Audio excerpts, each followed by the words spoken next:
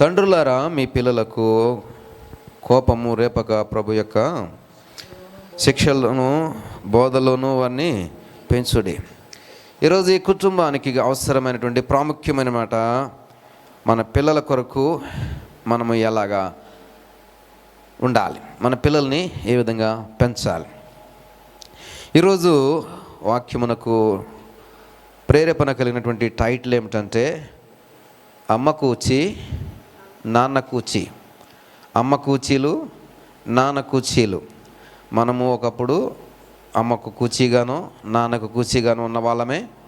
అలాగే మనకి పుట్టినటువంటి బిడ్డల్ని కూడా మనం ఎలాగుంటున్నామండి, మనకి అంటే నాన్నకి కూచీగానో అమ్మకి కూచీగానో చూసేటువంటి తల్లిదండ్రులు లేకపోలేదు.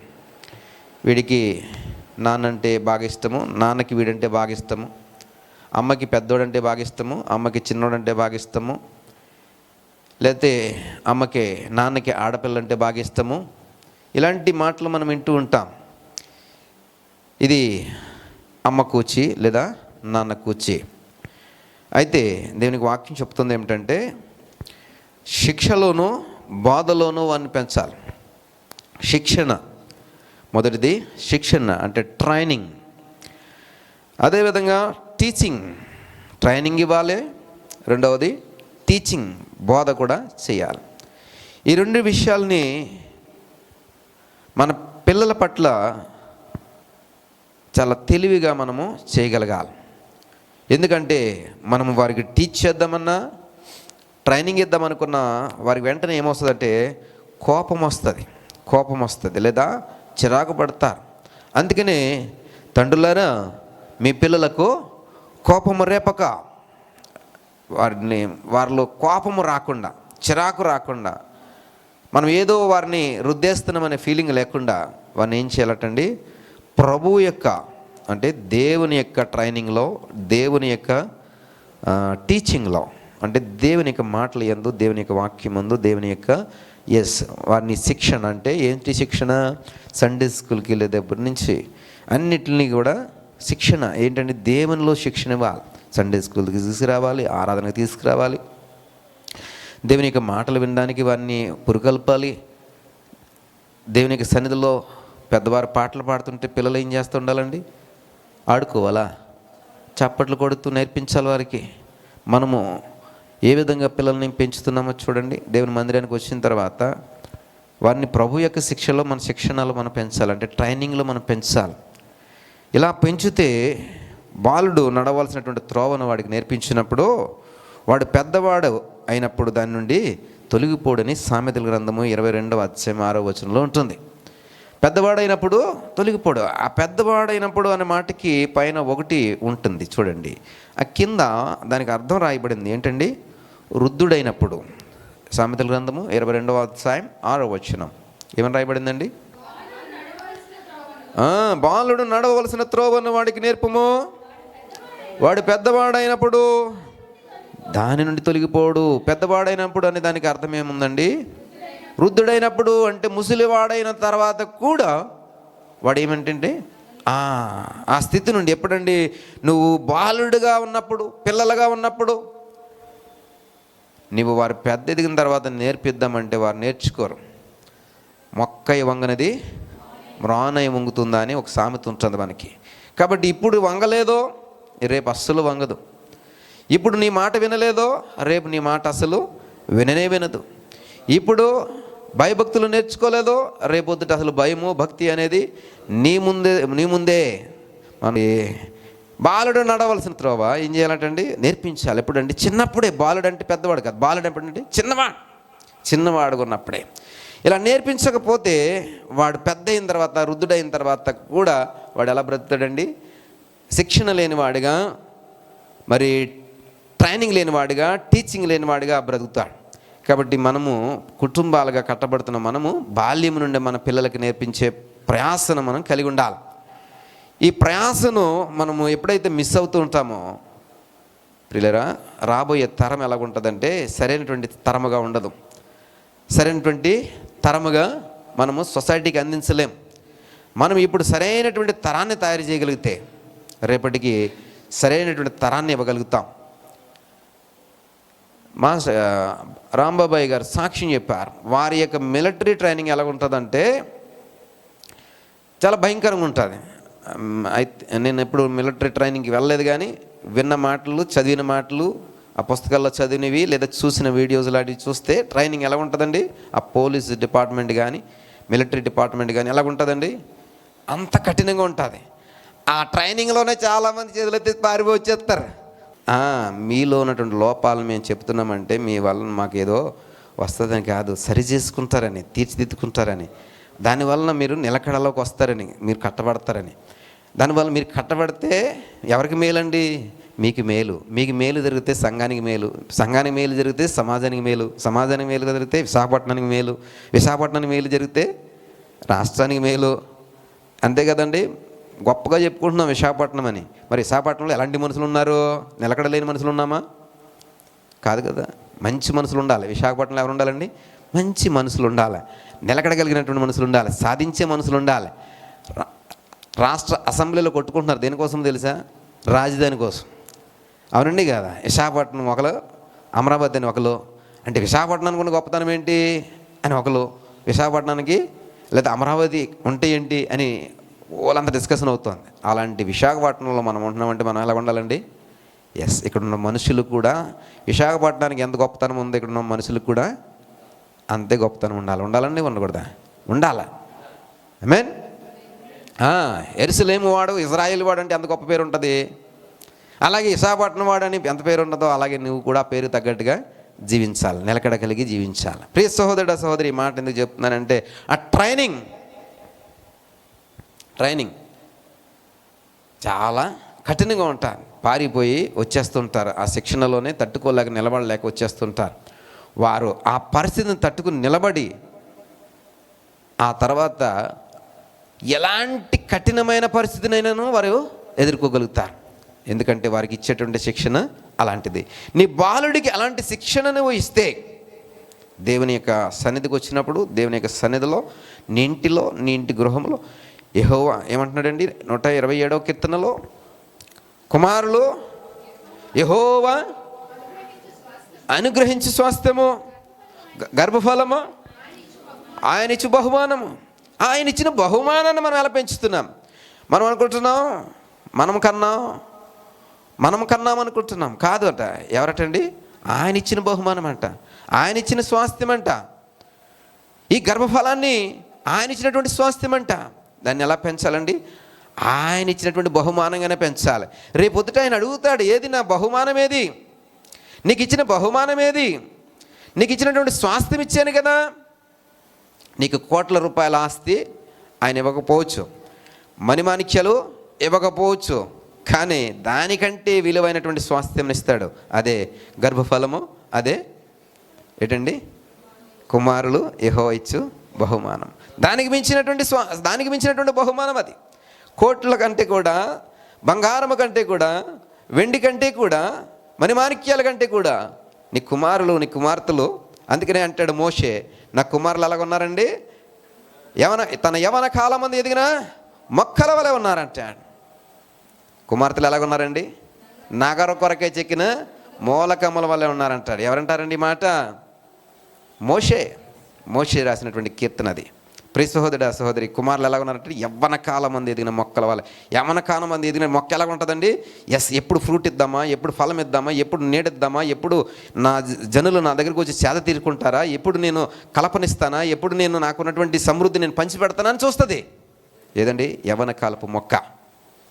అలాగే మూలకమ్మములంటే ఒక పట్టణానికి వెళ్ళినప్పుడు ఆ పట్టణంలో ఉన్నటువంటి బురుజులు, ఆ పట్టణంలో ఉన్నటువంటి శిల్పాలు, ఆ పట్టణంలో ఉన్నటువంటి భవంతులు, ఆ పట్టణంలో ఉన్నటువంటి వెల్కమ్ ఏమంటారు దాన్ని, ఆర్చ్ అంటాం కదా, వెల్కమ్ ఆర్చ్. దాన్ని బట్టి ఆ రాజ్యమునకు పేరు ప్రఖ్యాతలు ఉంటాయి. వరంగల్ అనేటువంటిది ఒకటి, ఓరుగల్లు మనం ఆర్చ్ చూస్తాం. ఓరుగల్లు ఆర్చ్ ఒకప్పుడు మనం చదువుకున్నాం, ఇప్పటికీ ఉంది అది. అది ఎంత పేరండి. అలాగే ఢిల్లీ వెళ్తే ఏముంటుందండి? India gate. ఎంత పేరండి అది. ఇలా ఎక్కడికి వెళ్ళినా మూల స్తంభాలు ఉంటాయి, నగర కొరకు చెక్కబడినటువంటి మూల. ఇవన్నీ కూడా ఆ పట్టణానికి ఆధారం. నీ కుమార్తెలు ఎలాగ ఉండాలండి? అలాగ ఉండాలి. దేవునికి ఉద్దేశం అది. అలా ఉండాలనుకున్నప్పుడు నీ పిల్లల్ని నీ కొడుకుల్ని కుమార్తెల్ని ఎలా పెంచాలండి? దేవుని యందు శిక్షణలోను, దేవుని యందు బోధలోను పెంచాలి. మరి అమ్మ కూచి నాన్న కూచిగా అంటూ గారం చేస్తూ బ్రతికేస్తే ఇదిగో ఈ కుటుంబంలాగా ఉంటుంది. ఎవరు ఆ కుటుంబము? ఎవరు ఆ కుటుంబము? ఆదికాండము 25వ అధ్యాయంలోకి వెళ్ళిపోదాం. అవునమ్మా, 25వ అధ్యాయం 28వ వచనం. ఇస్సాకు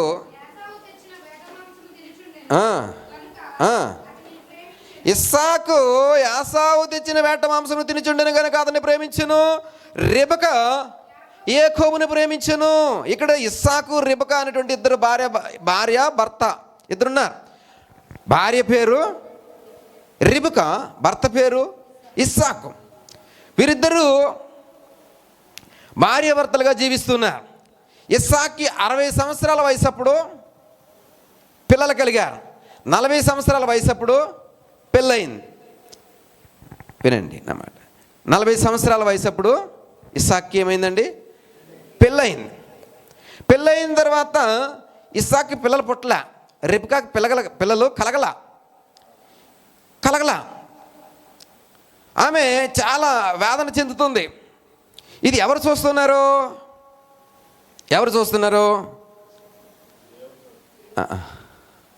భర్త చూస్తున్నాడు, ఇస్సాకు చూస్తున్నాడు.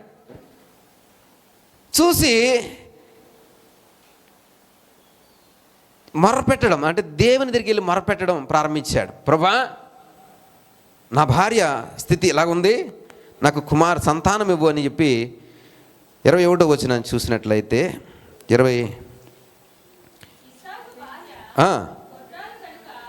ఇస్సాకు భార్య గొడ్రాలు గనుక అతడు ఆమె విషయమై యెహోవాను వేడుకొనెను. యెహోవా అతని ప్రార్థన వినెను గనుక. ప్రియులారా గమనించండి, ఎవరి ప్రార్థన విన్నాడండి? ఇస్సాకు ప్రార్థన, అంటే భర్త ప్రార్థన విన్నాడు. ప్రియులారా గమనించండి, 40 సంవత్సరాల వయసు అప్పుడు ఇస్సాక్కి మ్యారేజ్ అయింది. 60 సంవత్సరాలు వచ్చేసినాయి, ఇంకా పిల్లలు పుట్టలేదు. అంటే ఇప్పుడు ఇస్సాక్కి 60 సంవత్సరాలు, రెబెకా ఇస్సాక్ కంటే కూడా 20 సంవత్సరాలు చిన్నది, 22 సంవత్సరాలు చిన్నది. ఈ వంశవృక్షావళి అన్నీ చెప్తే తర్వాత ఇంకో వాక్యం చెప్తారు. ఇస్సాక్కి మ్యారేజ్ టైంకి 40 సంవత్సరాలు, రెబెకాకి 20 లేదా 18 సంవత్సరాలు, 18 నుంచి 20 సంవత్సరాల వయసు. ఎన్ని సంవత్సరాల వయసు గ్యాప్ ఉందండి? 20 నుంచి 22 సంవత్సరాలు ఇద్దరికి వయసు గ్యాప్. వీరికి పెళ్ళయిన తర్వాత మరొక 20 సంవత్సరాలు పిల్లలు పుట్టకపోతే అప్పుడు ఈ భర్త పాపం ప్రార్థన చేస్తున్నాడు. ఏమనంటే, గొడ్రాలు గనుక అతడు ఆమె విషయమే యెహోవాను వేడుకున్నాడు. భర్త యొక్క మొరను బట్టి, అంగలార్పును బట్టి, భార్య యొక్క వేదన చూడలేనటువంటి భర్త తండ్రి దగ్గర, యెహోవా తండ్రి దగ్గర గోజాడుతూ ఉంటుంటే అతని ప్రార్థన దేవుడు ఆలకించాడట. భర్త యొక్క ప్రార్థన దేవుడు ఆలకించాడట. అప్పుడు రెబెకా ఏమైందటండి? గర్భవతి అయ్యాను. ప్రియ సహోదరుడు సహోదరి, కాబట్టి 20 సంవత్సరాల తర్వాత కూడా ఏమైందండి? గర్భము దేవుడిచ్చాడు. ఆమేన్. సహోదరు చెప్పారు, మాకు బిడ్డ మరి పుట్టరేమో, ఎవరన్నా పెంచుకుందాం అనుకున్నారట. వారి బంధువుల్ని, ప్రియ గారు మొన్న వారి గృహ దర్శనానికి వెళ్ళినప్పుడు చెప్పారు మాకు. వారి ఇంటి బంధువులు సంబంధించినటువంటి పాపను పెంచుకుందాం అనుకున్నారట. అసలు పిల్లలు పుడతారని వారు అనుకోలేదు. కానీ దేవుడు ఏం చేశాడండి? అనుకోని రీతిగా, ఆశ్చర్యకరమైనటువంటి రీతిలో దేవుడు వారికి ఏం ఇచ్చాడండి? దేవుని యొక్క బహుమానముగా వారికి ఏమి ఇచ్చాడండి? గర్భఫలము ఇచ్చాడు. దేని స్తోత్రం. ఆ స్వాస్థ్యము సమూయేలుగా మన మధ్యన ఉన్నాడు. అవునండి కదా, అది వారికి ఇవ్వబడినటువంటి స్వాస్థ్యం. కాబట్టి మనం ఏం చేయాలా?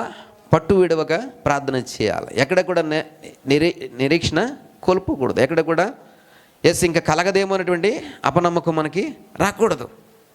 ఎప్పుడండి? పెళ్ళయి 20 సంవత్సరాల తర్వాత. మనకి 40 సంవత్సరాలు వయసు వచ్చినప్పటికీ ఇక వీడి పెళ్ళికి పనికిరానటువంటి ప్రసాద్ అంటారు లేదండి. కానీ ఒరిస్సా రాష్ట్రంలో 40 సంవత్సరాలుగా పెళ్లి చేసుకుంటారు. ఈ మధ్యన ఒక అతనికి ఇంటర్వ్యూ చేశాం మా హాస్పిటల్లో, మా ఏదో పోస్ట్ కోసం వస్తే ఇంటర్వ్యూ చేశాం. అతను 40 years. పెళ్ళి ఎంతమంది పిల్లలు అని అడిగితే ఇంకా పెళ్ళి కాలేదు అన్నాడు. ఏమిరా అంటే మా ఒరిస్సాలో 40 సంవత్సరాల దాకా పెళ్ళిళ్ళు చేసుకోమండి అన్నాడు. సో వాళ్ళ కల్చర్ అది. నువ్వు వాడికి వెళ్ళి 25 సంవత్సరాల పెళ్ళి అంటే వీడికి అప్పుడు కంగారు ఆగట్లేదురా అనుకుంటాడు. కాబట్టి వయసు ఫ్యాక్టరు అక్కడ 40, మనకి 25, 28కి మన పిల్ల అవ్వకపోతే వీడికి పనికిరాడేమో అనుకుంటారు, వీడికి పిల్లనివ్వరేమో అనుకుంటారు. ఇక కనబడిన పాస్టర్లు కానీ అందరికీ చెప్పేస్తారు, మా వాడికి సంబంధం చూడండి, మా వాడికి పేర్లు చూడండి, మా వాడికి పిల్ల దొరుకుతలేదండి అని కనబడిన పాస్టర్కి ఎలా చెప్పేస్తుంటారు.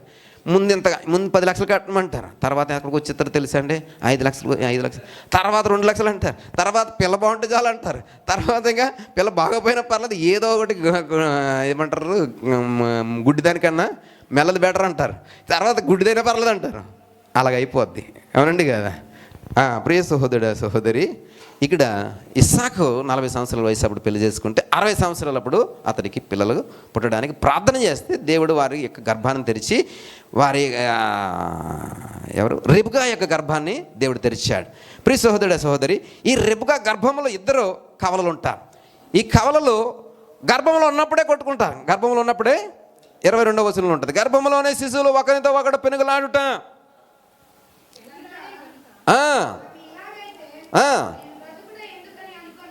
ఎవరనుకున్నారు ఈ మాట?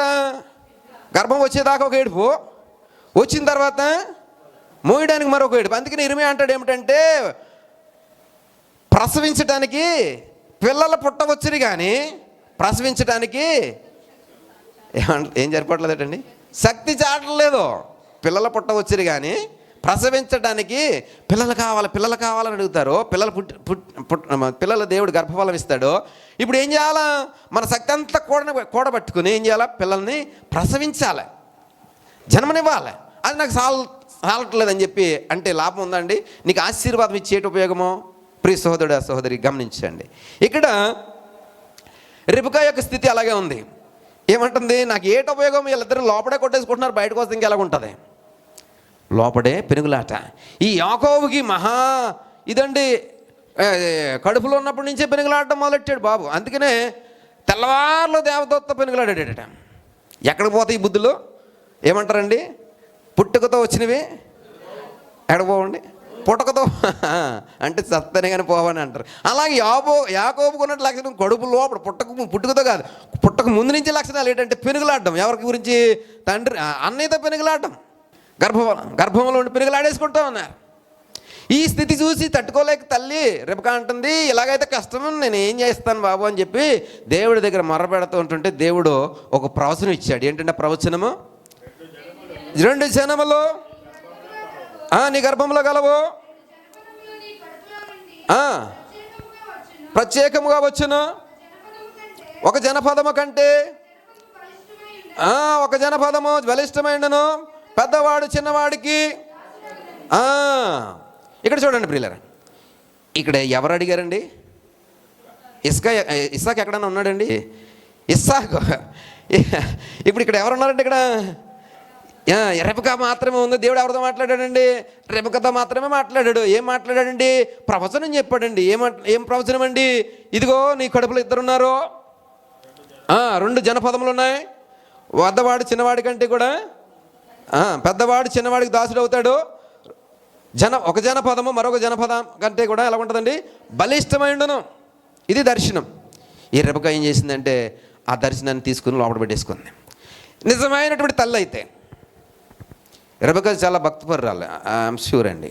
కానీ పెళ్ళి అయిపోయిన తర్వాత మారిపోతారండి వీరు భక్తి. అందుకని పౌలు అంటున్నాడు ఏమిటంటే, పెళ్లి చేసుకోకండి, పెళ్ళి చేసుకుంటే మీకు పెళ్ళి తర్వాత ఏముంటుందండి? నా భర్త, నా మొగుడు, నా ఇల్లు, నా పిల్లలు అని ఉంటుందంట. పెళ్ళి కాకముందు ఎలాగ ఉంటుందండి? ప్రభువును సేవించడానికి ఇష్టపడతారంట. ప్రభునంటే యేసుక్రీస్తు వారిని సేవించడానికి, పూజించడానికి, ఆరాధించడానికి ఇష్టపడతారంట. పెళ్ళైనటువంటి కన్యకలు ఏం చేస్తారు? పెళ్ళైనటువంటి స్త్రీలు ఏం చేస్తారట? ప్రభుని సేవించడం మానేసి భర్తను సేవిస్తూ ఉంటారంట. దేవుని స్తోత్రం. నా భర్త నా ఇది. ప్రియ సహోదరి, అందుకని పౌలు వారు ఈ మాట చెప్పారు. ఇక్కడ రెబెకా భక్తిపరురాలే, దేవుడి మాట మీద గురించినటువంటి మంచి విశ్వాసురాలే. ఆ కథ ఇంకోసారి చెప్తా. కాకపోతే ఇప్పుడు మారిపోయినటువంటి రెబెకా గురించి చెప్తున్నాను. ఏం మారిపోయినటువంటి? భక్తిలో నుంచి తొలగిపోయినటువంటి రెబెకా గారు. ఇప్పుడు దర్శనం వచ్చింది ఏమని? ఇదిగో ఇద్దరు జనములను ఇది కడుపులో ఉన్నారు, ఒకరికంటే ఒకరు బలిష్ఠులుగా ఉంటారు. పెద్దవాడు కంటే కూడా చిన్నవాడు బలిష్ఠుగా ఉంటాడు. వీడు చిన్నవాడికి పెద్దోడు దాసుడు అయిపోతాడు. ఇది అన్నప్పుడు నిజమైన తల్లి ఏం చేయాలి చెప్పండి? నిజమైన తల్లి ఏం చేయాలి చెప్పండి? Just guess. మీరు కూడా స్త్రీలే కదా.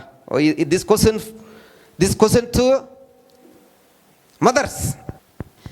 ఇందాక నేను ఇస్సాకు లేడు కదా అని అన్నాను కదా అని దాన్ని బాగానే మైండ్లో క్యాచ్ చేసి బాగానే పట్టుకున్నారు. అసలు ఇంకా మంచి పాయింట్ చెప్పాలి. ఎగ్జాక్ట్లీ పాస్టర్ గారు చెప్తున్నారు వినండి. దేవునికి ఏమని అడగాల? ఏమని? ప్రభువా ఇవ్వక ఇస్తున్నావు, 20 సంవత్సరాల తర్వాత ఇస్తున్నావు, మళ్ళీ ఒకడిని బానిస అంటున్నావు, ఒకడినేమో బ్లెస్ అంటున్నావు. ఇది ఎక్కడి దీవెన ప్రభువా? ఇద్దరు నా కడుపును పుడుతున్నప్పుడు నా ఇద్దరు సమానమే కదా ప్రభా, ఇద్దరికి కూడా ఒకే రకమైనటువంటి ఆశీర్వాదం ఇవ్వు ప్రభా, ఒకే రకమైనటువంటి దీవెన ఇవ్వు ప్రభా, ఇద్దరిని ఒకే రకంగా చూడగలిగేటువంటి శక్తి నాకు ఇవ్వు ప్రభా అని అడగాలి కదా. నిజమైనటువంటి తల్లి అయితే అలాగ అడుగుతుంది. ఇప్పుడు గర్భం ధరించలేదు కదా, నాకు తెలియదు. అదే గర్భం ధరించినటువంటి స్త్రీలు ఉన్నారు కదా, వారికి తెలియాలి ఈ బాధ. అవునండి కదా? ఇప్పుడు మీ కడుపును పుట్టినటువంటి ఇద్దరిలో ఒకటి పాడైపోతే మీకు ఇష్టమండది? ఇష్టం ఉండనే ఉండదు. అలాంటిది ఇంకా పుట్టకముందే దేవుడు దర్శనం చేసి ఇదిగో ఒకడు బాగుంటాడు, ఒకడు బాగోడు, ఒకడు బానిస అవుతాడు, ఒకడేమో లీడర్ అవుతాడు అంటే ఈ తల్లి ఏం చేయాలి? వెంటనే దర్శనం వచ్చింది కదా, స్పెషల్గా మళ్ళీ ఉపవాసం ఉండి ప్రార్థన చేయాలి. స్పెషల్గా ఉపవాసం ఉండి ప్రార్థన చేయాలా? అవసరం లేదు. వెంటనే దర్శనంలోనే అడిగేయచ్చు. ప్రభా ఒక్క నిమిషం ఆగు అంటే ఆయన ఆగకుండా ఉంటాడా? ఆగుతాడు. విను ప్రభా అంటే వినకుండా ఉంటాడా? ఇక్కడికి ఎందుకు వచ్చారు మీరు? వింటాడనే వచ్చారు, గమనిస్తాడనే వచ్చారు, చూస్తాడనే వచ్చారు కదా. అప్పుడు ఏం చేయాలి? రెబెకా అడగాలండి. ప్రభా ఇదేం దర్శనం ప్రభా, నా ఇద్దరు కొడుకులు నేను ఇవకే ఇస్తున్నావు, ఇద్దరు అంటున్నావు, ఇలాగా ఒకనేమో దీవెనకరంగా ఒకనేమో ఇలాగా బానిసగా ఉంచడం ఎంతవరకు కరెక్ట్ ప్రభా? కొంచెం సహాయం చేయి ప్రభా, కొంచెం కరుణించి ప్రభా, కనికరించి ప్రభా అంటే అబ్రాహాము ఎవరండి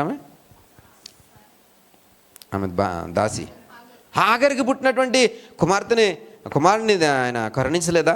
హాగరు యొక్క స్వరం వినలేదా? ఆమె ప్రార్థన వినలేదా? ఆమె మొర్ర వినలేదా? ఆమె ఏడుపు వినలేదా? ఇక చాలిద్దామనుకున్నది, మొర్ర వినలేదా? ఏం చేస్తానన్నాడు? అనేక జనాంగముగా పెద్ద జనముగా చేస్తాను నీ కొడుకు, నువ్వు డోంట్ వరీ అన్నాడా లేదా? ఎందుని బట్టి అండి? ఏడ్చిన దాన్ని బట్టి, కన్నీరు పెట్టిన దాన్ని బట్టి, అంగలార్చిన దాన్ని బట్టి, దొక్కించిన దాన్ని బట్టే కదా. హాగరు ఒక దాసి యొక్క ప్రార్థన విన్నటువంటి దేవుడో. ఇస్సాకు ఎవరండి? మొన్న వాక్యం చెప్పాను, గలతీయులకు రాసిన పత్రికలో ఒక మాట చెప్పాను. ఏంటండి? శారా సంతానము స్వతంత్ర సంతానం అని పౌలు చెప్తాడు. హాగరుకు పుట్టినటువంటి సంతానము బానిస సంతానం అని చెప్తాడు. అవునండి కదా? ఇప్పుడు రెబెకా ఎవరు? స్వతంత్ర సంతానం అంటే ఇస్సాకుకు భార్య అంటే సారాకు పుట్టినటువంటి కొడుకు ఇస్సాకు యొక్క భార్య రెబెకా. అంటే స్వాతంత్ర సంతానం అంటే డైరెక్ట్ సంతానం. మరి బానిస యొక్క తల్లి యొక్క ప్రార్థన అయినటువంటి దేవుడు స్వతంత్ర సంతానంగా పిలువబడుతున్నటువంటి రెబెకా ప్రార్థన వినడా? ఖచ్చితంగా వింటాడు. కానీ రెబెకా ఏం చేయిందండి? ప్రార్థన చేయలేదు. రెండవది, ఇందాక వారు చెప్పినట్టుగా తన భర్తకి పోయి ఏమండి విన్నారా, నేను ఇక ఈ కడుపులో బాధ ఎక్కువైపోతుంటుంటే నేను ఏడ్చాను, ప్రభుని అడిగాను, ఎలాగైతే కష్టం బాబు అన్నాను. అప్పుడు దేవుడు కనబడి నాకు దర్శనం ఇచ్చాడు, ఇదిగో ఈ దర్శనం అని చెప్పి నీకు చెప్పిందా? నువ్వు లేఖనాలు ఈ చివరి నుంచి చివరి వరకు తిరగేసి రాసుకోండి. అనేకమైన రిఫరెన్స్లు చెప్తాను, ఎక్కడైనా చదవండి. ఇది కాకుండా రీసెర్చ్ బైబిల్స్ బోల్డ్ ఉన్నాయి, అవన్నీ చదవండి. ఎక్కడా కూడా ఆమె చెప్పినట్టుగా లేదు. రబీ రెబెకా బైబిల్ అని లాస్ట్ మెసేజ్లో ఒకసారి చెప్పాను. రబీ బైబిల్ అని అందులో ఎగ్జాక్ట్గా ఉంటుంది. అందులో కూడా ఇది లేదు. ఇంకా హెబ్రూ ఒరిజినల్ బైబిల్ ఉంటుంది, దాంట్లో కూడా ఈ రిఫరెన్స్ లేదు. హెబ్రూ ఒరిజినల్ బైబిల్లో కూడా. అంటే రెబెకా భర్తకి ఏమాత్రం కూడా చెప్పలేదు. దర్శనం రాగానే ఏం చేయాలండి? చెప్పుకోవాలి. దర్శనం రాగానే చెప్పుకోవాలి. ఎస్, దేవుని యొక్క దర్శనం రాగానే చెప్పుకోవాలి. ప్రియ సహోదరుడు సహోదరి, ఆ విషయంలో కూడా ఆమె ఫెయిల్ అయిపోయింది. ఇక్కడ గమనించినట్లయితే ఇస్సాకేమో ఎవరిని ప్రేమిస్తున్నాడటండి? ఇస్సాకు ఎవరిని ప్రేమిస్తున్నాడండి? యాసావుని ప్రేమిస్తున్నాడంట. రెబెకా ఏమో యాకోబుని ప్రేమిస్తుందంట. ఎందుకని? దర్శనము రెబెకాకి తెలుసు, దర్శనము ఇస్సాక్కి తెలియదు. కాబట్టి యాజ్ యూజువల్ పెద్దవాడిని ఇస్సాకు ప్రేమిస్తున్నాడు, చిన్నవాడిని రెబెకా రెబెకా యొక్క ముందు చూపేటంటే ఆల్రెడీ దర్శనం ఉంది, వీడు గొప్పోడైపోతాడు. ఎవడు? యాకోబు గొప్పోడైపోతాడు. యాసావు ఎందుకు పనికి రాకుండా పోతాడు. కాబట్టి యాసావుని ప్రేమించిన ఒకటే, ప్రేమించకపోయినా ఒకటే. కాబట్టి నేను ఎవరిని ప్రేమించాలా? చూసారా, అక్కడ కూడా రెబెకా భర్త విషయంలో ఎలా ఉందండి? స్వార్థం చూపిస్తుంది. అంటే పిల్లల విషయంలో కాదు, భర్త విషయంలో. రేపొద్దుట యాకోబు పెద్దవాడు అయిన తర్వాత, బ్లెస్ అయిన తర్వాత యాకోబు ఏమంటాడు? ఏ డాడీ, నువ్వు నన్ను చూసావా? నువ్వు ఎంతసేపు అన్ననా యాసావు అన్నావు, వాడినే నువ్వు ఇది అన్నావు అంటాడా లేదా? అలాగనే ఛాన్స్ ఉందా లేదా? అలాంటి ఛాన్స్ వస్తుందని రెబెకాకి తెలుసా లేదా? అయినా కానీ భర్తకు చెప్పట్లేదంటే ఎంత కన్నింగా చూడండి, ఎంత కన్నింగా చూడండి. అర్థమవుతుందా మీకు? ఎంత కన్నింగా చూడండి. ఇక్కడ ఫస్ట్ది ఫేవరెటిజం అంటే అభిమానం. కుటుంబంలో ఏముండకూడదంటే అభిమానము. అంటే పిల్లల మీద అభిమానం. అంటే నీకు పెద్ద కొడుకు అంటే అభిమానము, నీకు చిన్న కొడుకు అంటే అభిమానము ఉండకూడదు. అందరి మీద ఒకేలాగా అభిమానం ఉండాలి. ఈ అభిమానం అనేది తారతమ్యాలు ఉండకూడదు. ఇక ఈ వాక్యంలో మనకు కనబడుతుంది ఏంటంటే తారతమ్యత కలిగినటువంటి అభిమానం. తల్లికేమో చిన్నవాడి ఇష్టము, తండ్రికేమో పెద్దవాడి ఇష్టము. కాబట్టి తారతమ్యత చూడండి. మరి ఈ తారతమ్యతలు ఉన్నప్పుడు ఆటోమేటిక్గా ఎవరినైతే ప్రేమిస్తున్నారో వాడు తల్లిదండ్రులకు దగ్గరగా ఉంటాడో, ఎవరినైతే ప్రేమించట్లేదో వాడు తల్లిదండ్రుల మీద ఖచ్చితంగా దేశం పెంచుకుంటాడు. రెండవది వాడు తోబుట్టువు మీద కూడా ఏమవుతాడండి? కోపం పెంచుకుంటాడు. రేపొద్దు ఇలా అవగానే నా ఆస్తి నాకు రాసిచ్చేయండి అంటాడు, నా ఆస్తి నాకు పంచేయండి అంటాడు. అంటారు. అన్నాడు కూడా. నేను పోతాను, దూరదేశం పోయి నా వ్యాపారం నేను చేసుకుంటాను, నాకు రాసిచ్చేయని అని అనలేదా? అన్నాడు. తప్పిపోయిన చిన్న కుమారుడి కథలో మనం వింటాం. ఆ సందర్భం ఎందుకు వస్తుందండి? ప్రియ సోదరుడు, తారతమ్యత. ఎప్పుడండి? మన అభిమానంలో తారతమ్యత చూపించినప్పుడు. ప్రియ సహోదరి, అదే మాటలు మనం చూస్తే కనుక 25వ అధ్యాయంతో 29వ వచనం దగ్గరికి వచ్చేటప్పటికి ఈ ఏసావు ఆకలితో ఉంటాడు. పాపం చాలా ఆకలితో ఉంటాడు, వేటకు పోతాడు. పై వచనంలో మీకు ఏమర్థమైందండి? ఏసావు అరణ్యంలో వేటగాడేటటువంటి వేటగాడిగా మార్చబడతాడు. యాకోబు సాత్వికుడిగా ఉంటాడు. సాత్వికుడిగా ఉంటూ గుడారంలో ఉంటాడు. గుడారంలో అంటే ఇంటి పొట్టునే అమ్మ కొంగట్టుకుని తిరుగుతా ఉంటాడు. అర్థమైంది? చదవాలా అవన్నీ మీరు? చదవక్కలేదు కదా. నా మాట నమ్మండి చాలు. నా మాట చెబితే సాక్షాత్ ఆయన నా చేత మాట్లాడిపిస్తున్నాడు కాబట్టి ఆయన మాట మీరు నమ్మినట్టే. దేవుని స్తోత్రం. ఇప్పుడు ఇతనేమో వేటాడుతూ అరణ్యం చుట్టూ అడవుల చుట్టూ తిరుగుతున్నాడు. యాసావు ఇంటి పట్టున ఉండలేదు. పొద్దున్న లేగి ఎలుగొస్తే చాలు పోతా ఉన్నాడు. ఏది బాణం పట్టుకుని బల్లెం పట్టుకుని పోతా ఉన్నాడు. ఇతడేమో గుడారంలోనే ఉంటూ సాత్వికుడిగా అమ్మ దగ్గర మంచి పేరు కొట్టేసుకుంటూ చెంగు పట్టుకుని అమ్మ ఏం చెప్తా అది, అమ్మ అది, అమ్మ నాన్న ఇది అంటాడు మా చిన్నవాడు. అలాగా చెంగు పట్టుకుని తిరుగుతూనే ఉంటున్నాడు. ఎవరు? యాకోబు. ఈ క్రమంలో ఈ యాసావు ఏం చేశాడంటే వేటకెళ్ళి వచ్చి పాపం చాలా ఆకలితో వచ్చాడు. వచ్చినప్పటికీ మనవాడు మంచి కూర వండుతున్నాడు. ఏం కూర అండి అది? చిక్కుడుకాయ కూర. దేవుని స్తోత్రం. చిక్కుడుకాయ కూర వండుతుంటే ఈ ఆకలి తుండి అన్నాడు, రే తమ్ముడా వచ్చి కొంచెం చిక్కుడుకాయ కూర పెట్టరా, నాకు ఆకలి వేస్తుందిరా నాకు అన్నాడు. ఆశ దోశ చెప్పాలిరా, తర్వాత మీరు చెప్పాలి. ఆశ దోశ అప్పడం వడ, అమ్మ అలాగ ఇచ్చేస్తాను ఇటు అన్నాడు. మరి నీకు ఏం కావాలి చెప్పరా అంటే, నీ జ్యేష్ఠత్వం నాకు ఇచ్చే. ఈడు ఎప్పటి నుంచి కొనేసాడండి? ఎప్పటి నుంచో కొనేసాడు. ఆ పెనుగులాడేటప్పుడు కూడా ఈడు మడం పట్టుకుని వచ్చేసాడు బయటికి. అంటే ఆ మడం పట్టుకుని వెళ్తే వెనక లాగేద్దామండి, ముందు వెళ్ళిపోదాం మనం. అర్థమవుతుందా మీకు? ఎలాగొచ్చాడటండి? యాసావు మడం పట్టుకుని యాకోబు బయటకు వచ్చాడండి. ఏమైనా అవకాశం దొరికితే ఆ మడం పట్టుకుని వెనక లాగేసి ఈ ముందుకు వచ్చేసేవాడు అనమాట. అంత కన్నింగ్. ఎవరు? యాకోబు. అంత కన్నింగ్. ఇక్కడ చూస్తే అమ్మ ఆశ దోశ అప్పడం వాడ ఏమంటున్నాడండి? జ్యేష్ఠత్వము ఇచ్చేయమంటాడు. యాసావు ఆకలి తట్టుకోలేక ఒక పూటి కోసం ఏం చేశాడంటే జ్యేష్ఠత్వం అమ్మేయాడు. ఈ ఎంతటి గొప్ప ఆశీర్వాదం అమ్మేశాడో తెలుసా? 49 ఆదికాండము 3వ వచనంలో రాయబడి ఉంటుంది, నీవు నా పెద్ద కుమారుడవు అనగానే మీరు అందేసుకోవాలా? రూబేను, నీవు నా పెద్ద కుమారుడవు, నా శక్తియు నా బలము యొక్క ప్రథమ ఫలమును, ఔన్నత్య అతిశయమును, బలాతిశయమును నీవే. పెద్ద కుమారుడు ఎవరటండి? తండ్రి యొక్క బలమునకి ఔన్నత్యానికి ప్రతీక. ప్రియ సహోదరుడా, పెద్ద కుమారుడు, జ్యేష్ఠ కుమారుడు అంటే అంత ఆ కుటుంబానికి బలం, తండ్రికి బలం వంటి వాడు. ఔన్నత్యం అంటే బలమైనటువంటి ఔన్నత్యం, అంటే గొప్ప ఔన్నత్యము. అతిశయం అంటే గర్వకారణం. ఎవరండి? పెద్ద కుమారుడు అంట. ఎవరంటున్నారండి ఈ మాట? ఎవరంటున్నారు ఈ మాట? యాకోబు అంటున్నాడు. మనోడికి బాగా తెలుసు, జ్యేష్ఠత్వపు బలం బాగా తెలుసు. ఎందుకని? దొంగతనంగా కొట్టేసాడు కదా. ఈ మాట అంటుంది ఎవరో తెలుసా? ఇప్పుడు నేను ఎవరి గురించి చెప్తున్నా? అతడే ఈ మాట అంటున్నాడు. ఎవరు? యాకోబు. ఏదే కొట్టేసాడండి? జ్యేష్ఠత్వము దొంగతనంగా కొట్టేసిన వాడు ఇప్పుడు జ్యేష్ఠత్వం గురించి మాట్లాడుతున్నాడు. పెద్ద కుమారుడు ఉండవలసినటువంటి ఆధిక్యత గురించి మాట్లాడుతున్నాడు. ఎవరండి?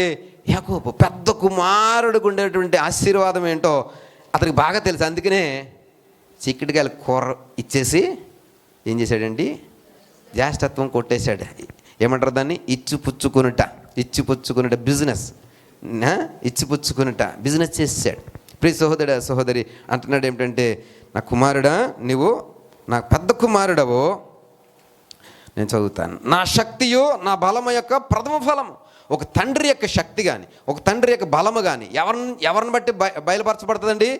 ఆ ఇంటిలో పెద్ద కుమారుని బట్టి బయలుపరచబడుతుంది. ఇంకా రాయబడుతుంది మాట చూస్తే కనుక,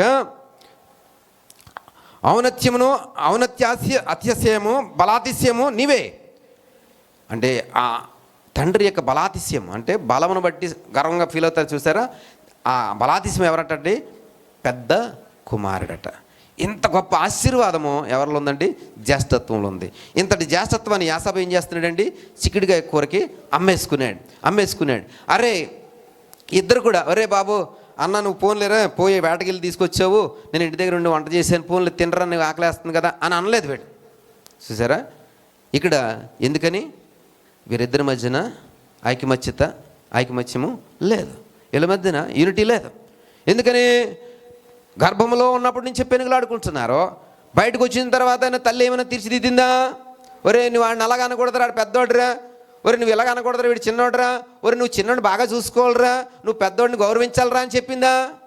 చెప్పలే. చెప్పుంటే వీరు కొంచెం కొద్దో గొప్ప వినేవారు. వీరు వినలేదు, వారు చెప్పలే.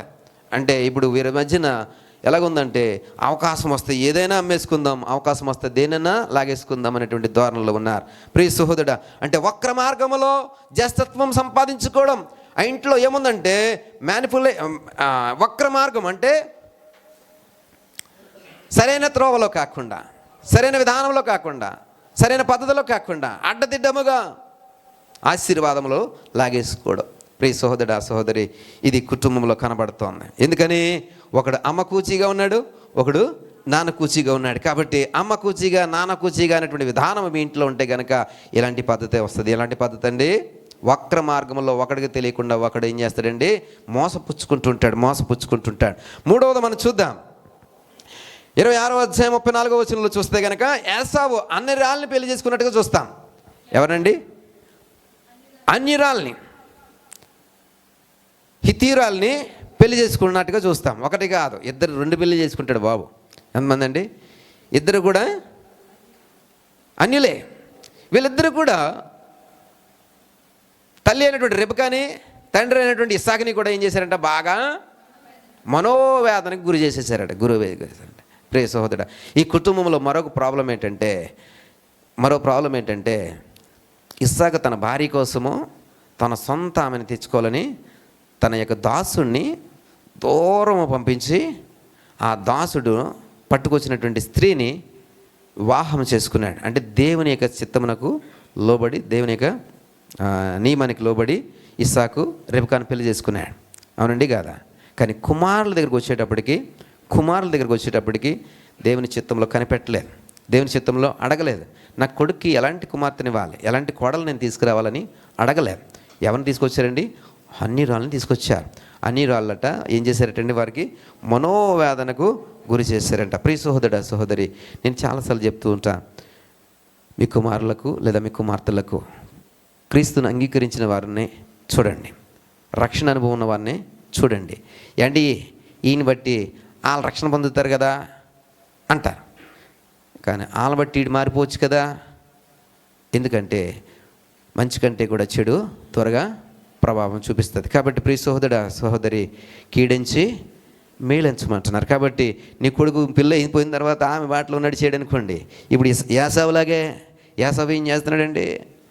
అన్ని దేవతల్ని, విగ్రహాలను ఆరాధించేయడం, విగ్రహాలను పూజించడము. ప్రియ సహోదరుడా, శాప భూయిష్టమైనటువంటి నడవడికలోకి యాసావు వెళ్ళిపోయాడు. ఎందుకంటే అన్యులైనటువంటి భార్యలను తెచ్చుకున్నాడు. సొలొమోను ఎంత జ్ఞానం అండి, దేన్ని బట్టి మారిపోయాడండి? అన్యులైనటువంటి స్త్రీలను మోహించి పెళ్లి చేసుకుని వారికి అతనికి ప్రియులుగా, భార్యగా, లవర్స్గా ఉంచుకున్న దాన్ని బట్టే. ప్రియ సహోదరుడా, సహోదరి, ఎందుకని అంటే వారు వచ్చి ఇతని యొక్క మనసుని పాడు చేస్తారు. ఎందుకని అతనికి ఉండవలసిన సింహాసనం 12 గోత్రాలు 2 గోత్రాలను దేవుడు మిగిల్చాడు. అన్యులను పెళ్లి చేసుకుని వారి యొక్క వారి దేవతలకి ఇతర పూజ చేసి ఇతరికి ఉన్నటువంటి దైవత్వాన్ని పోగొట్టుకుంటే 12 గోత్రాల్లో 2 గోత్రాలు దేవుడు ఉంచాడు. 10 గోత్రాలను అతని దగ్గర పని చేస్తున్నటువంటి దాసుడికి ఇచ్చాడు. పోయి ఈ 10 గోత్రాలు నువ్వు రాజుగా ఏలుబడి చేసుకో అని.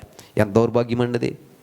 ప్రియ సహోదరుడా, సహోదరి, కాబట్టి పిల్లల విషయంలో మాకు ఇంకా టైం ఉంది, మీకు ఇంకా టైం ఉంది. పెళ్ళిడు వచ్చిన పిల్లలు ఎవరు లేరు. దేవుని స్తోత్రం, హల్లెలూయా. మా రానమ్మ ఉంది. రానమ్మా, ప్రభు నీరినటువంటి బిడ్డనే పెళ్లి చేసుకోవాలి. ఏమన్నా కదా, ఇంకెవరు ఉన్నారు? పిల్లలు ఎవరు లేరు కదా. ప్రభు నీరినటువంటి మా పెద్దడికి ఇంకా టైం ఉంది, దేవుని స్తోత్రం. మా చిన్నడికి ఇంకా టైం ఉంది, దేవుని స్తోత్రం. హల్లెలూయా. దేవుడు చక్కటి సంబంధాలు ఇస్తాడు. హల్లెలూయా. ఏమో జ్యోతి గారు చేస్తున్నారేంటి? చేతున్నారు. హల్లెలూయా. క్రీస్తుని ఎరిగినటువంటి బిడ్డలను పెళ్లి చేసుకోవాలి. అప్పుడు వారిద్దరూ కలిసి ప్రభువులో కట్టబడతారు. వారిద్దరూ కలిసి దేవునిలో ఎదుగుతారు.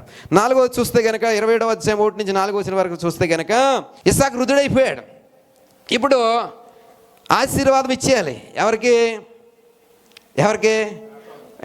యాకోబు కాదు, జ్యేష్ఠ కుమారుడికి ఆశీర్వాదం ఇచ్చేయాలి. ఈ ఆశీర్వాదమును పంచే సమయం వచ్చింది. దాన్ని పితృస్వామ్య ఆశీర్వాదం అంటారు. ఏమంటారు దాన్ని? పితృస్వామ్య ఆశీర్వాదం. అంటే పితృడు అంటే తండ్రి నుండి వారసత్వంగా వచ్చేటువంటి ఆశీర్వాదము పంచేటటువంటిది తండ్రి చేస్తాడు. అది ఎవరికి ఇస్తాడండి? పెద్ద కుమారుడు, జ్యేష్ఠ కుమారుడికి ఇస్తాడు. ఎందుకని? ఇతనికి దేవునికి దర్శనం తెలియదు. రెబెకాకు మాత్రమే కనబడింది దర్శనం. ఈమె ఇతంతా పంచుకుందా? పంచుకోలేదు. ఎక్కడైనా పంచుకుందా అండి? పంచుకోలేదు. అరే దేవుని చిత్తం ఇది అని ఏమైనా చెప్పిందా? చెప్పలేదు. ఒకవేళ చెప్పిందే అనుకుందాం. ఇప్పుడు ఇస్సాకు చేస్తుంది ఏంటి? ఒకవేళ రెబెకా ఇదిగోనయ్యా దర్శనము, చిన్నోడు పెద్దోడు అవుతాడట, గొప్పోడు అవుతాడంట, పెద్దోడు దాసుడు అవుతాడట, 2 జనాంగాలంట, ఇది కదా నాకు దర్శనం వచ్చిందని చెప్పింది అనుకుందాం. అప్పుడు ఇస్సాకు విని ఇప్పుడు చేస్తున్నదా ఏంటండి? పెద్ద కుమారుడికి ఆశీర్వాదం పంచాలనుకుంటున్నాడు. అప్పుడు అది ఏం చేస్తున్నట్టు? దేవుని చిత్తానికి వ్యతిరేకంగా పనిచేస్తున్నట్టు. అంతే కదా. ఇప్పుడు తెలియక చేస్తున్నాడు కాబట్టి, అంటే యాజ్ పర్ ఏమంటారు దాన్ని, ఫార్మాలిటీ ప్రకారం చేస్తున్నాడు. ఫార్మాలిటీ ప్రకారము ఏం చేస్తున్నాడండి? పితృస్వామి ఆశీర్వాదము కుమారుడికి ఇవ్వాలనుకుంటున్నాడు. ఇది చాలా ఇంపార్టెంట్ ఘట్టం. మన సంఘంలో మావాడికి హర్షకి పంచి కట్టాలనుకున్నప్పుడు అందరికీ చెప్పుకున్నామా లేదా? అది చిన్న విషయమే, చాలా చిన్న విషయం. ఆ సంఘం అంతటి పలానా రోజునే మనవాడికి పంచి పెద్దరికలోకి నడిపిద్దామని చెప్పి అందరం గురించి చేసామా లేదా? ఒక సందడిగా ఆనందంగా చేసామా లేదా? అలాంటిది ఒక ఆశీర్వాదమును ప్రకటించే క్రమంలో ఇస్సాకు ఏం చేయాలా? భార్యకి చెప్పాలా లేదా? చెప్పలా. ఈమె ఎక్కడి నుంచి వింటుందంట? చాటుగా వింటుందంట. ఎవరితో మాట్లాడుతుంటే? ఏసావుతో మాట్లాడుతుంటే చాటుగా వింటుందంట. అంటే చూడండి, వారి అందరి మధ్యన ఎడమ ఎంత తీవ్రంగా ఉందో. ఎడమ అంటే దూరం.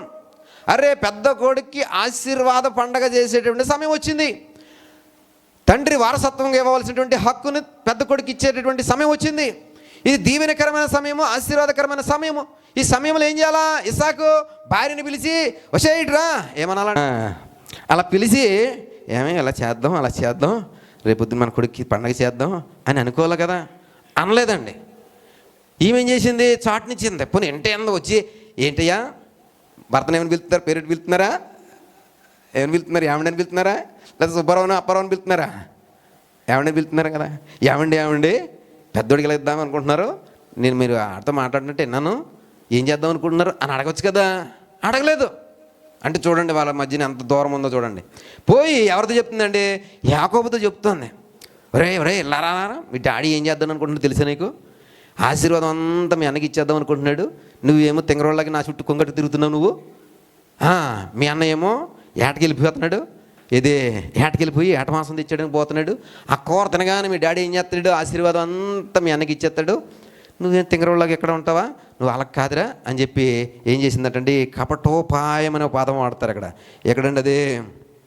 ఎక్కడండి? 27వ అధ్యాయం 35వ వచనంలో కపటోపాయం అనే పదం వాడతారు చూడండి. ఇది ఇస్సాకు అంటాడు, వారు కపటోపాయమని బట్టి నన్ను మోసం చేశారనేటువంటి ఆ యొక్క ఆక్రోశం, కపటోపాయంతో వచ్చి చూడండి ప్రియులు గమనించి ఏం చేశారటండి? కపటోపాయం అంటే కుట్ర పన్నుతున్నారు. ఒక కుటుంబంలో కుట్ర, కపటోపాయము. ఎవరి మీద? తండ్రి మీద, అన్న మీద. ఇది ఏమైనా దీవెనకరమైన కుటుంబం అంటారా?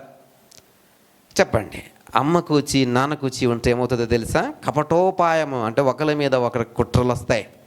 నువ్వు తండ్రిని, ఒక కూతురిని ప్రేమిస్తున్నావా? ఎస్, కుట్రలు ప్రారంభమైపోతాయి. పెద్ద కొడుకుని ప్రేమిస్తున్నావా? కుట్రలు ప్రారంభమైపోతాయి. చిన్న కొడుకుని ప్రేమిస్తున్నావా? కుట్రలు ప్రారంభమైపోతాయి. ప్రియ సహోదరుడా, సహోదరి, అప్పటి వరకు కొంచెం అడ్జస్ట్ అయిపోయి ఉంటారు ఎలాగోలాగా, కానీ తర్వాత అడ్జస్ట్ అవ్వలేరు. తర్వాత అంటే పిప్పి డుమ్ డుమ్ అయిన తర్వాత ఎవరో ఏమండే చూసారా మీ నాన్న చిన్న చూస్తున్నారో అంట, లేకపోతే మీ నాన్న పెద్దోడిని చూస్తున్నారు అంటదా లేదండి. అక్కడ స్టార్ట్ అయిపోద్దండి, అక్కడ స్టార్ట్ అయిపోద్ది. ప్రియ సహోదరుడా, సహోదరి, కపటోపాయము ఎంత దూరం తీసుకెళ్తండి? తెగేదాకా పోద్ది. ఎక్కడి వరకు అండి? తెగే వరకు. ఇప్పుడు ఏం చేస్తుందండి? చిన్న కుమారుడితో కుట్ర చేస్తుంది, కపటోపాయం చేస్తుంది. ఈ తల్లి అమ్మ కూచి నాన్న కూచి అనే సిద్ధాంతాన్ని ఇంట్లోకి తీసుకొచ్చి మొదటిగా ఏం చేసిందండి? అభిమానం అంటే ఫేవరెటిజం, అంటే ఒకరి పక్షంగానే అభిమానం. రెండవది ఏం చేసిందండి? ఒకరి మార్గంలో కొడుక్కి జ్యేష్ఠత్వం సంపాదించడం నేర్పించింది. మూడవది చూస్తే అన్నిరాల్ని పెళ్లి చేస్తున్నా కానీ ఆటంకపరచలేనటువంటి తల్లిదండ్రులుగా ఉన్నారు. నాలుగవది చూస్తే కపటోపాయం. తండ్రి ఆశీర్వదిద్దాం అనుకుంటున్నాడు, తల్లి ఏం చేస్తుందండి? కపటోపాయం చేస్తుంది. ఈ తండ్రి ఏసావుని ఆశీర్వదిద్దాం అనుకున్న విషయాన్ని మీటింగ్ పెట్టి చెప్పాలి. ఏ మీటింగు? ఫ్యామిలీ మీటింగ్ పెట్టి చెప్పాలా. ఏమో మనకు వీడు మామూలుగా పుట్టినోళ్ళు కాదు, వీళ్ళు ఏం చెప్పాలండి? వీళ్ళిద్దరూ మనకు మామూలుగా పుట్టినోళ్ళు కాదు, ఎలా పుట్టారో మొర్రబెట్టి ప్రార్థన చేస్తే దేవుడు మనకి ఇచ్చినటువంటి బహుమానం వెళ్ళ. 1 కాదు 2 కాదు, ఎన్ని సంవత్సరాలు ప్రార్థన చేసాం? 20 సంవత్సరాలు ప్రార్థన చేసాం. ప్రార్థన చేశారు కాబట్టి మనకు దేవుడు మనకు బహుమానం ఇచ్చాడు. కాబట్టి మనం ఏం చేయాలా? మన యొక్క మనకున్నటువంటి పద్ధతి ప్రకారము పెద్దవాడికి మనము ఈ యొక్క తండ్రి యొక్క హక్కుల్ని అనౌన్స్ చేసేటటువంటి సమయం వచ్చింది. కాబట్టి మనం ఏం చేయాలా? ఈ కార్యక్రమాన్ని చేయాలా అని భార్యని పిలిచి మీటింగ్ పెట్టాలా. అప్పుడు భార్య ఏం చెప్పాలా? అయ్యా, నీకు మాట చెప్పడం మర్చిపోయాను. ఏ మాట చెప్పడం మర్చిపోయాను? నా కడుపులో వారిద్దరూ ఉన్నప్పుడు నేను దేవుడిని అడిగితే దేవుడు నాకు దర్శనం ఇచ్చాడు. అయితే అందులో చిన్నోడు పెద్దోడు అవుతాడని, పెద్దోడేమో చిన్నోడికి దాసుడు అవుతాడని దేవుడు చెప్పాడు అని ఆ మీటింగ్లో ఎవరైనా చెప్పాలా? ఈమె భర్తకి చెప్పాలా. అవునా, ఇంత దూరం తీసుకొచ్చావా నువ్వు? మరి ఎన్ని రోజులు నువ్వు నాకు ఎందుకు చెప్పలేదు? నువ్వు అసలు చెప్పుంటే ఇంత దూరం వచ్చేది కాదు కదా, నువ్వు ఎందుకు దాచావు నువ్వు అసలు అని చెప్పి డిస్కషన్ చేయాలా. ఇప్పుడు వీళ్ళిద్దరు కలిసి అప్పుడు ఏదో జరిగిపోయిందండి, నేను కంగారులో చెప్పలేదో, లేదా పొరపాటున చెప్పలేదో, లేదా దాచేసానండి, తప్పు అయిపోయిందండి. ఇప్పుడు మనం ఏం చేద్దామండి? పోయి అక్కడ అడుగుదాం, ప్రభువుని అడుగుదాం. ఏ దేవుడైతే దర్శనం ఇచ్చాడో ఆ దేవుడిని అడుగుదాం రా అని చెప్పి ఇద్దరు కలిసి ఏం చేయాలా? మోకాళ్ళు వేయాలా. ఇద్దరు కలిసి మోకాళ్ళు వేయాలా. వేసారా అండి? వేయలేదు. పైగా ఈమె పోయి ఏం చేస్తుందండి? కుట్ర పన్నుతోంది. కుతంత్రం చేస్తుంది, కపటోపాయం చేస్తుంది. దేవునికి స్తోత్రం కలుగును గాక. హల్లెలూయా. ఏది కుట్రను బట్టా పైగా అంటుంది 27:12 వచనంలో శాపవచనాలు చెప్పుకుంటుందండి. ఈ భయం ఎవరికి ఉందండి? యాకోబుకు భయం ఉంది. రే బాబు, రేపు నువ్వు వెళ్ళమంటున్నావు, కూర పట్టుకుని నువ్వు వండేసిస్తావు, నువ్వు బాగానే చేసేస్తా, పెద్ద విషయం ఏం కాదు, ఇది నీకు వంట వచ్చి కాబట్టి వండేసిస్తా, పెద్ద విషయం కాదు. మేకని తీసుకొస్తాను, వేసేస్తాను, ఇచ్చేస్తాను, నువ్వు వండేస్తాను, మసాలా వేసి బాగానే ఉంటుంది. కానీ నేను పట్టుకుని వెళ్ళినప్పటికీ డాడీ ఏం చేస్తాడు, ఆయనకి అలవాటు ఏంటి, ఆ తడివి చూడడం అలవాటు. కాబట్టి తడివి చూస్తే ఏంటి నా పరిస్థితి? అప్పుడు నేను అది శాపం అవుతుంది కదా నాకు అంటే, తల్లి అంటుంది ఆ శాపవచనమేమో నాకు కలుగును గాక అని. చదవండి. నా కుమారుడా, ఆ శాపం మీద నా మీదకి వస్తుందిరా, నువ్వు మాత్రము మోసం చేయడం మానద్దు, నువ్వు మాత్రము మోసము చేయడము మానద్దు, కూర పట్టుకుని వెళ్ళడము మానద్దు, తండ్రి దగ్గరికి వెళ్ళి నీ అన్నకు రావాల్సిన ఆశీర్వాదము తీసుకోవడము మానద్దు. నిజానికి దేవుని చిత్తం ఏంటంటే యాకోబుకి ఆశీర్వాదం రావాలి. కానీ తల్లి ఏం చేస్తుందంటే వక్ర మార్గంలో కుమారుని ప్రోత్సహిస్తుంది. సహోదరి, ఇప్పుడు ఈ ఆశీర్వాదము కపటోపాయం చేత యాకోబుని ప్రేరేపిస్తుంటే యాకోబు తండ్రి దగ్గరికి పోయాడు ఆ కూర పట్టుకొని. అక్కడికి మాట తేడా కనబడుతుంది. తండ్రి అంటున్నాడు, నీ మాట యాసవు మాట్లాడలేదు అంటే, లేదు నేను యాసవునే అంటున్నాడు. యాసవుకి ఒక శ్రేష్టమైన ప్రశస్తమైనటువంటి డ్రెస్ ఒకటి ఉంటుంది. అది చాలా సెంట్ పూసుకుంటే ఎలా వస్తుంది, అలా అత్రవాహనం వచ్చేస్తుంటుంది అనమాట. అది అలా అమ్మ తీసి ఆ కూర పట్టుకుని వెళ్ళినప్పుడు వీడికి వేసేసింది. ఎవరికి? యాకోబుకి వేసేసింది. ఈవిడే కదా ఇస్త్రీ చేసి మడత పెట్టేది అందులోనే. రే నీకు వెళ్ళేటప్పుడు నీకు మంచి డ్రెస్ ఇస్తాను రా, అది యాసం మీ అన్న వేసుకుంటాడు, ఆ డ్రెస్ మీ డాడీ గుర్తుపెట్టేస్తాడు, నువ్వు నీకు కప్పే కాబట్టి మీ అన్న మాత్రం వేసుకుంటాడు కాబట్టి ఆ శ్రేష్టమైన వస్త్రము మీ అన్న మాత్రం వేసుకుంటాడు కాబట్టి ఈ వస్త్రం వేసుకుని వెళ్తే నిన్ను మీ అన్న అనుకుంటాడని చెప్పి ఆ వస్త్రం వేసి పంపించి ఆ తోలంతా చేతులకు కప్పి మోసంతో కపటోపాయంతో తండ్రి దగ్గర పంపిస్తే పాపం తండ్రి కనీసం ఆలోచన చేయకుండా ఏం చేస్తాడండి, ఆశీర్వాదాన్ని ప్రకటించేశాడు. ప్రియ సహోదరుడా, సహోదరి, ఇది అయిన తర్వాత అన్న వస్తాడు. పాపం అన్న వస్తాడు. వచ్చేటప్పటికి ఏమైపోయిందండి, ఆశీర్వాదం వెళ్ళిపోయింది. అయ్యో నా కుమారుడా అని ఏడుస్తున్నాడు. ఎవరు అండి? ఇస్సాకు. మరి ఎంత మోసం జరిగిపోయింది, నీ అన్న నీ తమ్ముడు యాకోబు వచ్చి ఈ విధంగా నన్ను మోసగించి ఆశీర్వాదం పట్టుకెళ్ళిపోయాడే అంటే, అప్పుడు యాసవ్ అంటాడు, డాడీ ఇంకొక ఆశీర్వాదం అని నీ దగ్గర లేదా అంటాడు. ఇంకొక ఆశీర్వాదం నీ దగ్గర లేదు డాడీ. లేదు డాడీ. ఇస్సాకు ఒక్క ఆశీర్వాదంతోనే తన జీవితాన్ని ముగించేశాడు. ఇంకొక ఆశీర్వాదం ఉండుంటే యాసవ్ ఎంత బాగుండేదండి. అంటున్నాడు, డాడీ ఇంకొక ఆశీర్వాదం ఉంటే నీ దగ్గర ఒక ఆశీర్వాదం ఉందా daddy? Yes my dear son, I have only one blessing. అది నేను ఆల్రెడీ నీ తమ్ముడికి ఇచ్చేసా. మోసంతో నా దగ్గర ఉన్నటువంటి ఒక్కగానొక ఆశీర్వాదాన్ని అతను పట్టుకెళ్ళిపోయాడు. ఇస్సాకు తన జీవిత కాలంలో గొప్ప గొప్ప కార్యాలు చేశాడండి.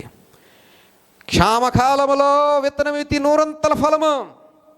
ఫిలిస్తీన్ల దేశంలో పరదేశిగా ఉంటూ వర్షము లేని కాలంలో, ఋతువులు సహకరించినటువంటి కాలంలో, శత్రువుల మధ్యలో ఉంటూ విత్తనం విత్తి 100 ఫలం.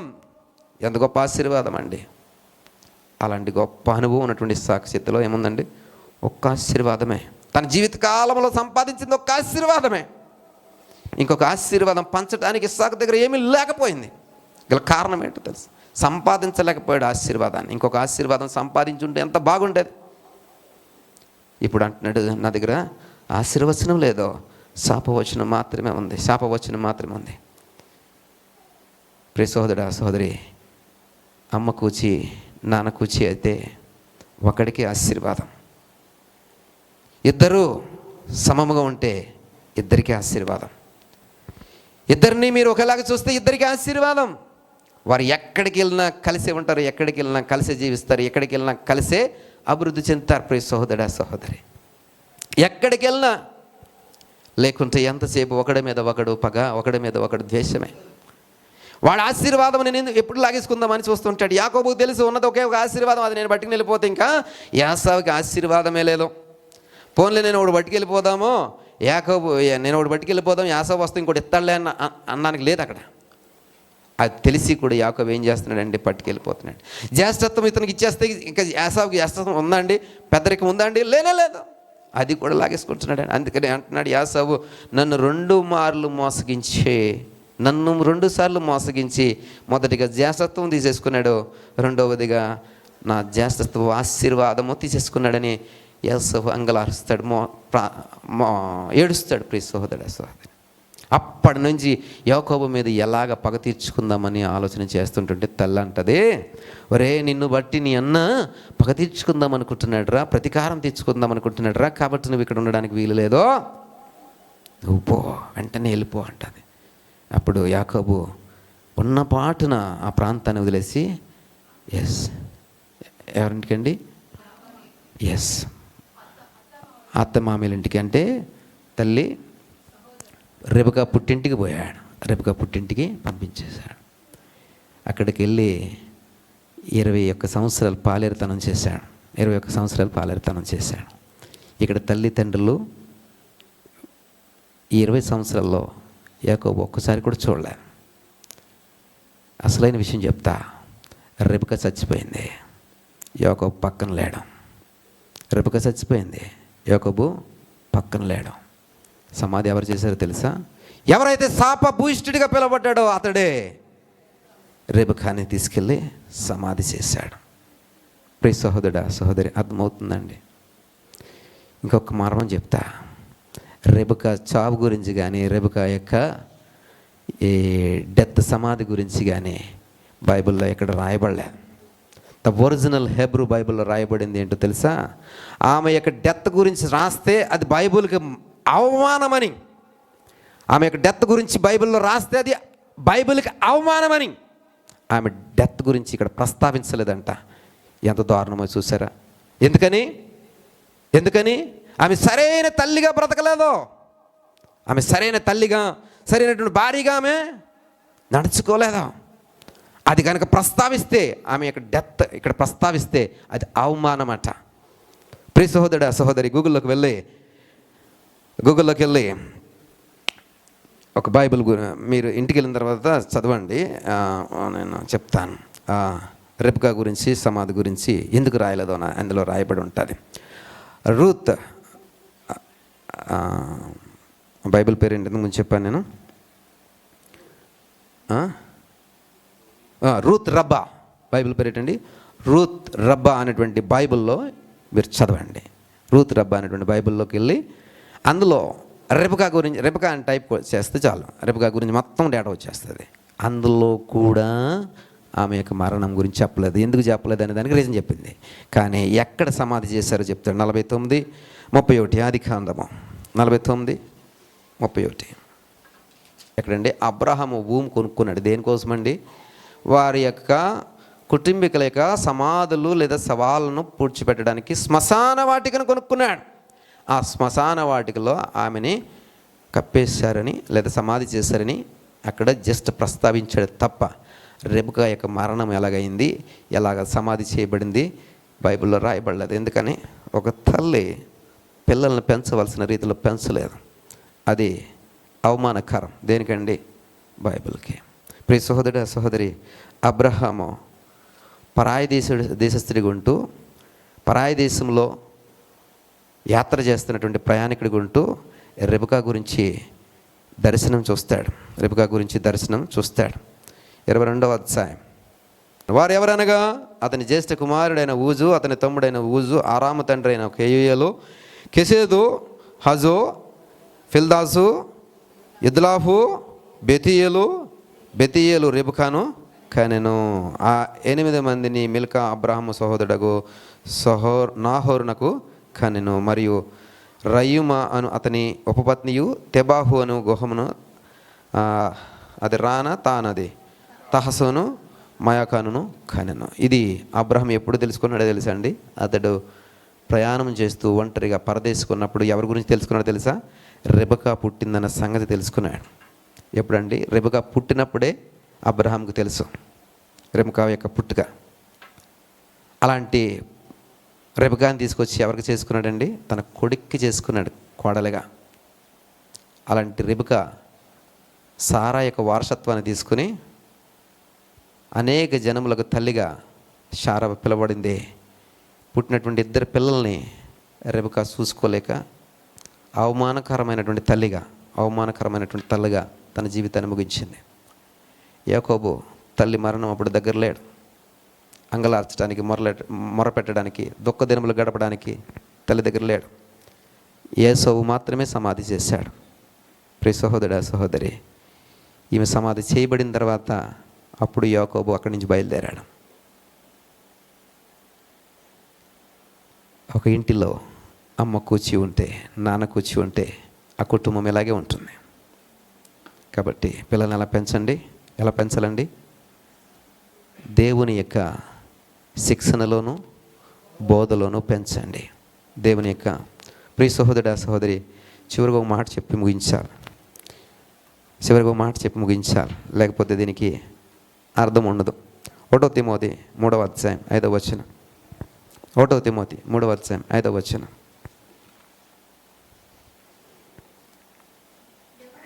ఎవడైనాను తన ఇంటి వారిని ఏల నెరగపోయిన ఎడలా ఆకలేస్తుందని అర్థమవుతుంది. దేవుని స్తోత్రం. తన ఇంటి వారిని ఎడలా ఎలాగు పాలించును అంటే, ఒకడు తన ఇంటి వారిని సరైన రీతిలో ఏలడం అంటే రూల్ చేయడం, అంటే పరిపాలించడం. కుటుంబాన్ని సరిగ్గా చేయలేకపోతే, సరిగ్గా చూసుకోలేకపోతే, సరిగ్గా దాన్ని కుటుంబాన్ని కట్టుకోలేకపోతే వాడు దేవుని సంఘాన్ని అలా చూసుకోగలుగుతాడు. ప్రియ సహోదరుడా, సహోదరి, కాబట్టి అమ్మ కూర్చీలు నాన్న కూర్చీలిక మానేయండి. అందరూ ఒకటే కూర్చి అందరినీ అభిమానంగా పెంచండి. ఒకే అభిమానాన్ని ఇద్దరికీ పెంచండి. ఇద్దరిని ఒకే అభిమానంలో పెంచండి. ప్రియ సహోదరుడా, సహోదరి, ఒకవేళ చిన్నవాడిని అభిమానిస్తే చిన్నవాడు పెద్దవాడైన తర్వాత అమ్మనే చూసుకుంటాడు, డాడీ దగ్గర రావడానికి ఇష్టపడ్డు. ఒకవేళ పెద్దవాడిని డాడీ చూసుకుంటే పెద్దవాడైన తర్వాత, ఈ డాడీ ముసలోడు అయిన తర్వాత పెద్దవాడు ఏం చేస్తాడండి? డాడీనే చూసుకుంటాడు, ముసలి తల్లిని చూసుకోడు. అమ్మా, నువ్వు చిన్నప్పుడు తమ్ముడిని చూసావు కదా, తమ్ముడు దగ్గరికి పో అంటాడు. లేకపోతే డాడీ, నువ్వు చిన్నప్పుడు మా అన్నయ్యనే చూసావు కదా, ఇవాడికి పోవాలా, అన్నయ్య దగ్గరికి పో అంటాడు. ఇప్పుడు కూతుర్లు కూడా అలాగే అంటారు. నీ ఆస్తులో నాకు ఏమైనా రాసిచ్చావా? అంతా నీ కొడుకే కట్టగట్టవా కదా అని అంటుంది. ఇప్పుడు కొడుకు దగ్గరికి వెళ్ళు, కొడుకే చూస్తాడు. కొడుకు ఎక్కడ చూస్తాడు? కొడుకు ఆల్రెడీ కొంగట్టుకు తిరుగుతున్నాడు. బెల్లం వచ్చింది చప్పలేస్తా ఉంటాడు. ఇక ఈడెక్కడ చూస్తాడు? ఇక ఈ కూతురి మట్ట అంటుంది. వీడి దగ్గరికి వెళ్తేనే, ప్రియ సహోదరుడా, సహోదరి, అనాథాశ్రమాల కంటే కూడా, పిల్లల యొక్క అనాథాశ్రమాల కంటే కూడా, విధవరాలకు ఉన్నటువంటి ఆశ్రమాల కంటే కూడా, ఈ చెవిటి మూగ వీరి కంటే ఉన్నటువంటి ఆశ్రమాల కంటే కూడా ఎక్కువ ఏమున్నాయో తెలుసా?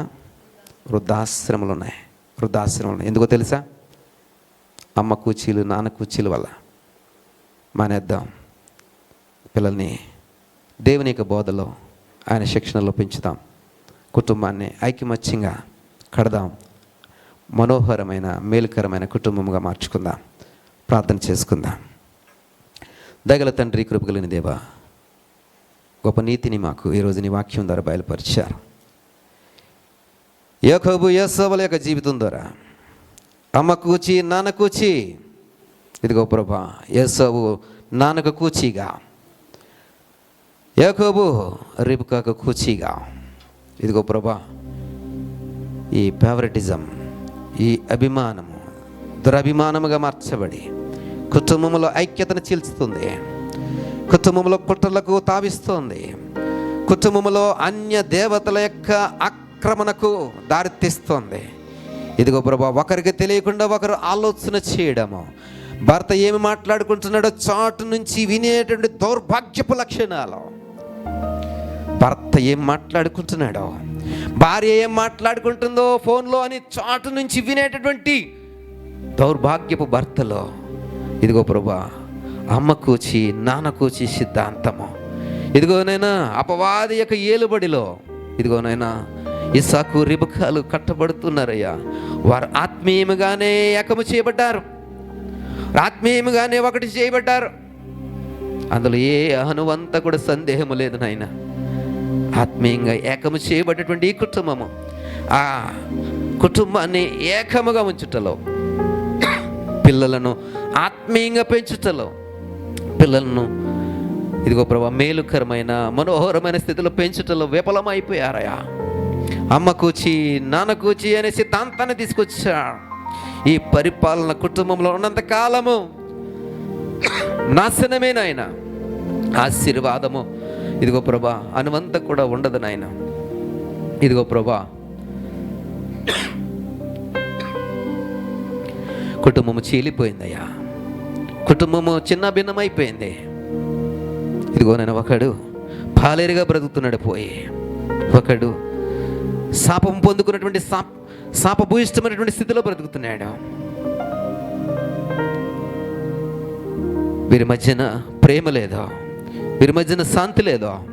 వాడు ఎప్పుడు ఎదురవుతాడా వాడిని నేను చంపాలి, ఎప్పుడు నా అన్న వస్తాడో నన్ను చంపేస్తాడని ప్రాణభయంతో ఇస్తాడు. ఇదిగో ప్రభా అమ్మ కూచి నాన్న కూచి ఎంత దూరము తీసుకెళ్తుందయ్యా, ఎంత దూరము అమ్మ కూచి నాన్న కూచి తీసుకెళ్తుందయ్యా. ప్రాణభయంతో ఇతడు ఎప్పుడు ప్రాణమును తీసుకోవాలనేటువంటి ఆకాంక్షతో అతడు ఇదిగో నేను బ్రతుకు కాలమంతా పగతో భయంతో బ్రతికేటటువంటి జీవితాలుగా మార్చబడ్డాయి. ఇదిగో ప్రభా ప్రేమించిన కుమారుడు నా కూచి అని పెంచినటువంటి కుమారుడు మరణించే సమయంలో దగ్గర లేడు నాయన. ఇదిగో ప్రభా రెబెకా యొక్క మరణము జీవ గ్రంథములో రాయబడలేదు.